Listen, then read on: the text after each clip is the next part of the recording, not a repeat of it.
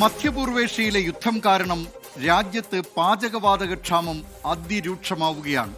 ക്ഷാമം കണക്കിലെടുത്ത് അവശ്യവസ്തു നിയമം കേന്ദ്രം നടപ്പാക്കിയതോടെ രാജ്യത്ത് ഹോട്ടൽ വ്യവസായം വൻ പ്രതിസന്ധിയിലായി.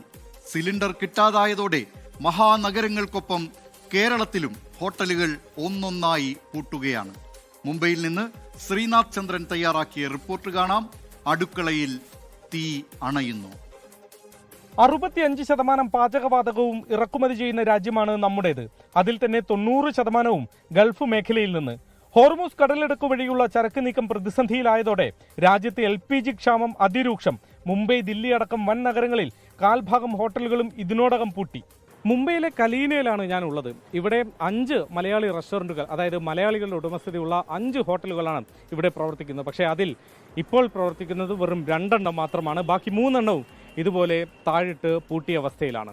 കരിഞ്ചന്തയിൽ കിട്ടുന്നു, അതും കിട്ടുന്നില്ല എന്ന് പറയുന്നത്. 5000 രൂപ വരെ കൊടുക്കാമെന്ന് പറഞ്ഞ് എന്നിട്ടൊന്നും അത് കിട്ടുന്നില്ല എന്ന് പറഞ്ഞത്.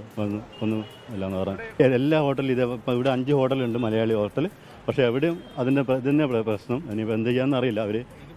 യുദ്ധം തുടങ്ങിയതിന് പിന്നാലെ സിലിണ്ടറിന് വില കൂട്ടിയത് തന്നെ ഹോട്ടൽ വ്യവസായ മേഖലയ്ക്ക് തിരിച്ചടിയാണ്. അതിനൊപ്പമാണ് സിലിണ്ടർ ക്ഷാമവും.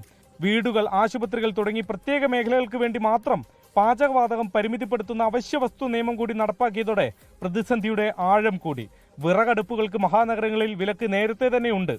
പ്രതിവർഷം 35,000 കോടി രൂപയെങ്കിലും നികുതി ഇനത്തിൽ സർക്കാരിന് നൽകുന്ന മേഖലയാണ് ഹോട്ടൽ വ്യവസായം. 5.7 ലക്ഷം കോടി രൂപയുടേതാണ് ഭക്ഷണ വിതരണ മേഖലയുടെ ആകെ മൂല്യം.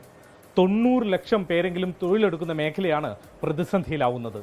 हमारा पास 1 दिन का या 2 दिन का चलता है, बाद में देखना है. सप्लाई आता तो हम रन करेंगे, नहीं तो क्लोज करना पड़ेगा.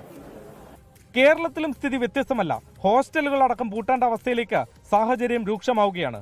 പല ഹോസ്റ്റലുകളിലും ഇപ്പോൾ ഭക്ഷണം കൊടുക്കാൻ പറ്റാത്ത അവസ്ഥയിലാണ്. നമ്മളിപ്പോൾ ഓൾറെഡി 20% ഹോസ്റ്റലുകളിൽ ഭക്ഷണം ക്ലോസ് ചെയ്ത് കഴിഞ്ഞു. കുറേ കുട്ടികൾ ജോലി ചെയ്യാൻ വേണ്ടി വരുന്നവരും അതുപോലെ തന്നെ പഠിക്കാൻ വരുന്ന കുട്ടികളൊക്കെയാണ്. ഈ ശരിക്കും പറഞ്ഞാൽ നമ്മളൊരു ഭക്ഷണ ദാരിദ്ര്യത്തിലേക്കാണ് പോയിക്കൊണ്ടിരിക്കുന്നത്.